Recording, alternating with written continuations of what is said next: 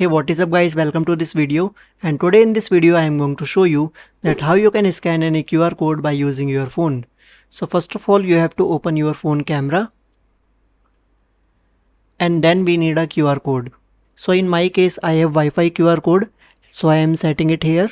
Now as you can see the phone cannot detect the Wi-Fi QR code. So in that case we have to go to the settings. And the settings might be different for each phone. So you have to find the settings which contain scan QR code or something like that. So in my case the setting is here. Just enable this. Now go back.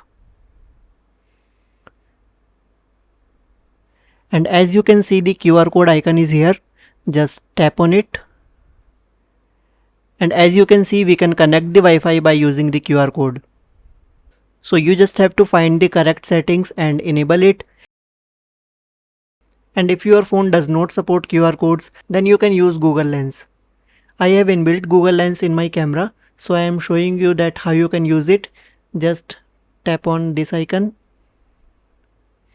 and here the Google Lens. Tap on the QR code. And as you can see, this is also working.